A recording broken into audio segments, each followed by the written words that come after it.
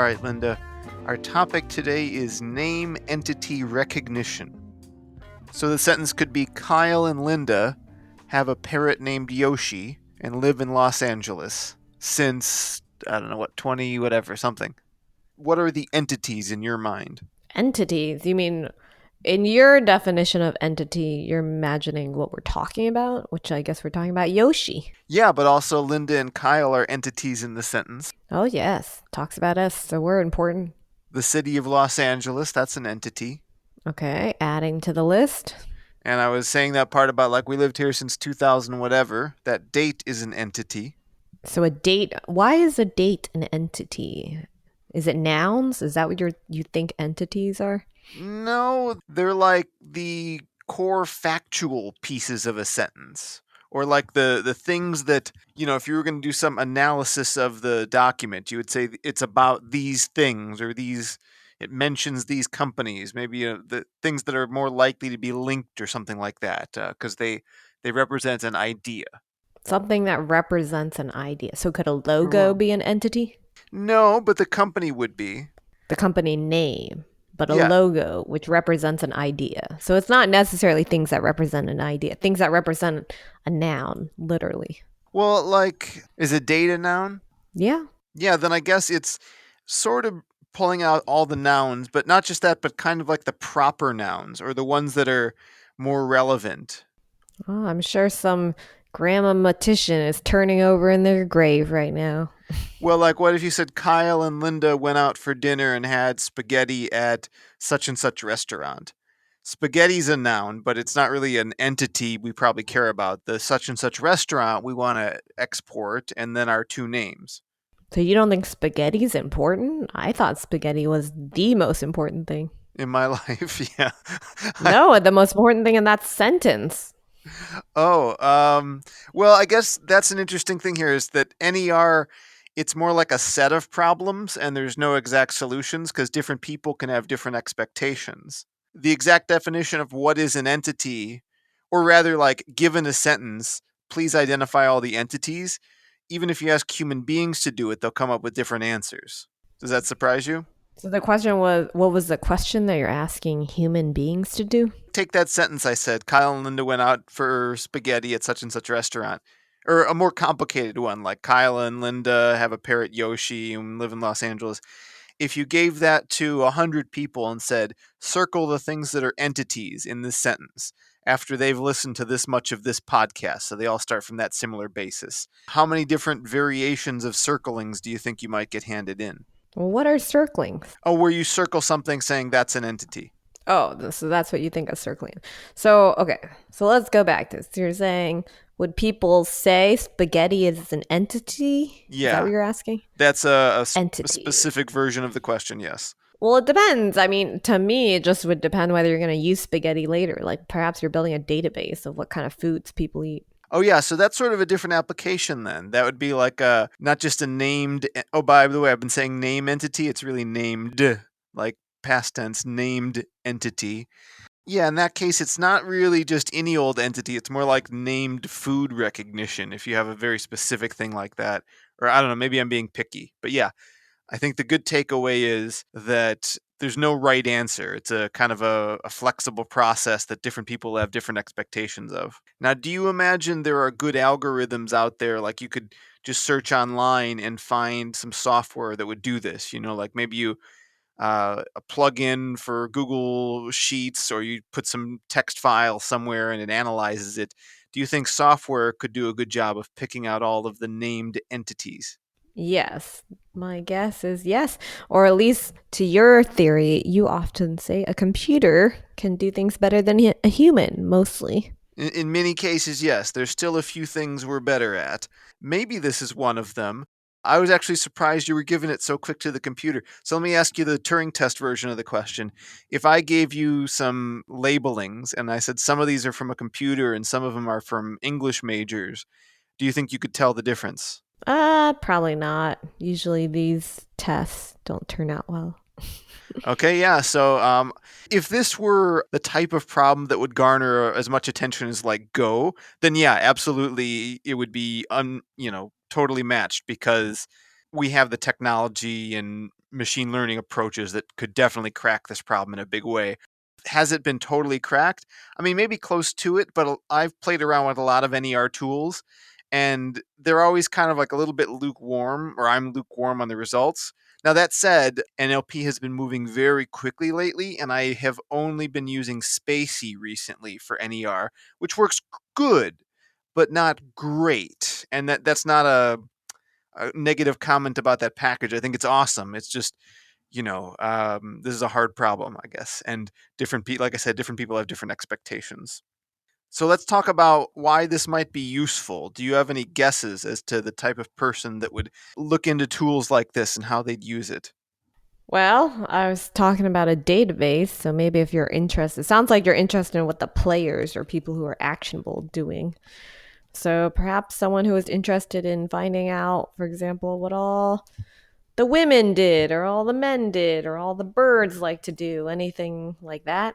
Yeah, potentially a good way to find these specific things. So, like, bring me all the documents that explicitly mention birds, and maybe you could get a better than Google result, or maybe Google does this, right? That's a way that they find out metadata about a web page.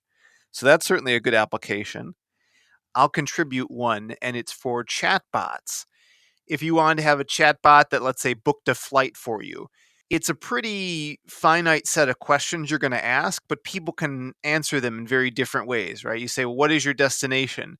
They could tell you the city, they could tell you the airport, they could say, I'm visiting my brother in Chicago, like they could say anything.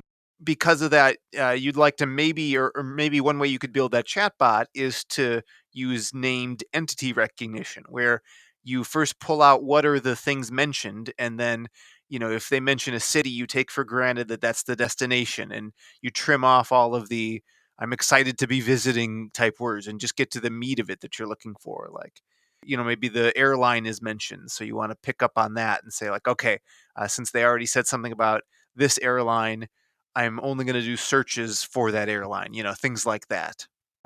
Thanks to this week's sponsor, Brilliant.org.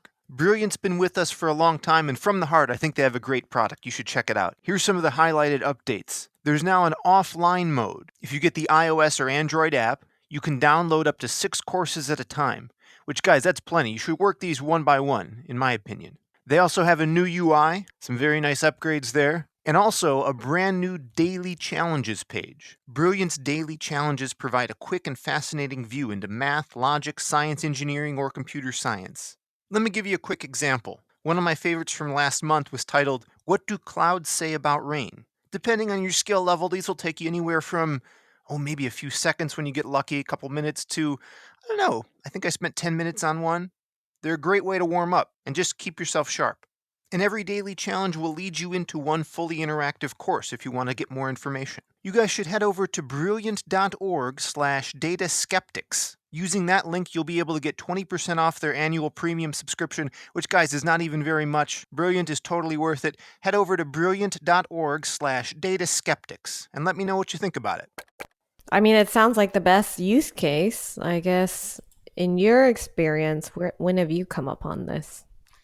Well, I have used this a couple of times in my career. One was in a market research context where we were trying to parse out the things and people were talking about and the brands that were being mentioned. This was many years ago, and at the time, the quote unquote state of the art, or at least what you could get off the shelf. I wasn't gonna like read a research paper and implement my own, and implement their algorithm, but of what I could pretty easily get available and not build myself. The results, or at least the approaches, were based heavily on like gimmicks, I guess you might say, like look for capitalization things, and they just sort of kind of were really kludgy, but they sort of worked, but they weren't. There was no impressive logic behind it. And now there's a lot more machine learning driven versions, and those are working a little bit better. So those didn't exist at the first time I started using this stuff. So we just kind of got like a lukewarm value out of it. But more recently, I've been using it for analyzing conversation flows. So if you pull out specific terms and things like that, references to people and places, that might be helpful in figuring out what that person's intent is. So like, oh, they mentioned a couple of details that we have in a database somewhere, like you said. we can look those up and we know more about what that user was intending to do. So you're thinking about intentions to know, figure out past what they're going to do in the future. Yeah, for this is a pretty popular topic in conversational agents or chatbots, that you will establish an intent. What does the user want to do? So you analyze their free text and then say, like, okay, based on this string you sent me, I have to process it and decide what I do with you next. If I can't, maybe I would have the bot respond with, sorry, I don't know what you're talking about. But depending on what limited set of features you want your chatbot to have, a good tool in figuring out which one of those you might want to present to the user, like how you want to follow up in the conversation, could be to do NER and say, like, okay, they've mentioned a few details I can use here. Or even in simple ways, like you could say, your bot could say, what's your name? And then, a lot of times people just type their first name, but some people could say, like, hi, Kyle, or hi, chatbot, my name is Kyle. And then you don't want the chatbot to remember that their first name is hi Kyle, or hi chatbot, my name is Kyle. You want them to remember Kyle. So named entity recognition would presumably just pull out Kyle, and that would be the bit you'd save. Okay, so you're saying this in this case, they just want to pull out and focus on what Kyle's doing. Yeah, if the question was what's your name, then to solve this problem of being obviously a chatbot in where you just store whatever they typed as the name, you might try named entity recognition that could say, like, oh, I found a name here, and then you can cut out the kind of crufty words. Okay, so just cutting through all the data and trying to find what's important or pertinent to you. Yeah, another interesting application could be on Wikipedia.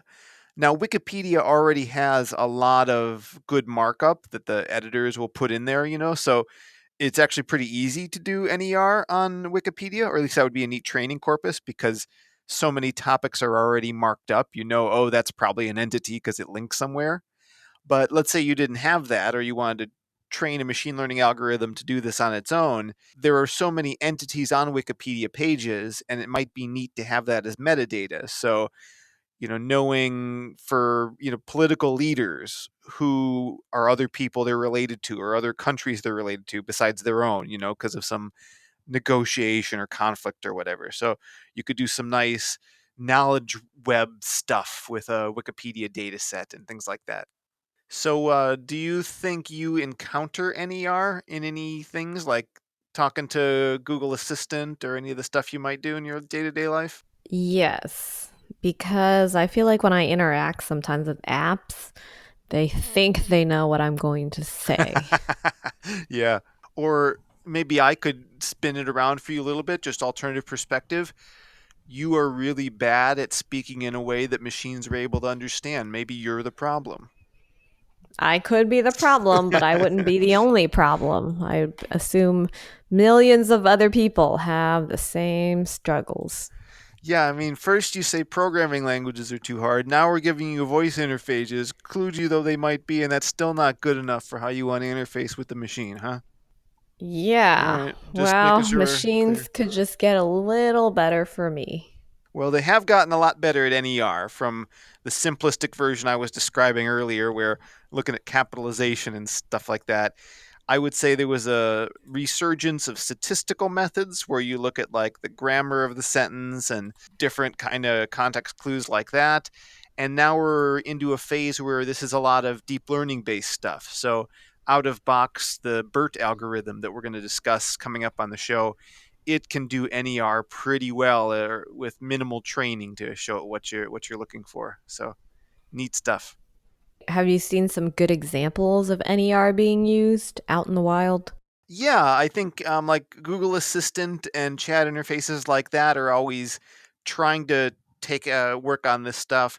And then I've seen some, like, nothing specific comes to mind, but like semantic web kind of projects where they'll pull entities out of documents and link them up in some sort of knowledge graph. So I think those are neat opportunities, especially now that the NER, with transfer learning applied, is getting pretty good, and you're not having such wacky false positives on a lot of these things anymore. What's transfer learning? Did we talk about that? We must have, but I don't remember exactly. Transfer learning is where you take a pre trained model that someone else has created on, like, a generic data set, and you use that as your starting point for training your machine learning model. So it's really hard to do certain tasks in like language or vision because you don't have a lot of labeled training data. So if you wanted to start from scratch, you might need like 100,000 labeled images. But if someone gives you a pre-trained model and then you just extend it with, maybe 100 images, which is practical that you could get, you can have a good result because you've gotten a head start with the sort of foundational baseline of the pre-trained model. And then the act of taking it and extending it is called transfer learning. So that's a mini episode, I guess, right there. Yeah, I actually feel like you did talk about it a while ago, but I don't know if you called it transfer learning. I think you just kind of, it was tied into some other episodes. But I could be wrong because this podcast has now been going on for how many years now? Since 2014. 2014. So 5 Yeah, years. we're over the 5-year mark last month. So this is the point where the recordings are serving as our memory. Yeah, so if you want to check that out, you're going to need to listen to the full archives to look for this spot. Maybe I had been talking about ensembling techniques or stacking, which were similar ideas, and good topics for future episodes. But I think we've talked pretty well about named entity recognition. And do you think you understand what the concept is? Well, I certainly understand more than I did 30 minutes ago. So thank you, Kyle. Well, that's good. We've only been talking for 20, so. Well, I live with you, so yes. The drama continues offline, folks. All right, I'm looking forward to that. And until next time, thanks as always for joining me, Linda. Thank you.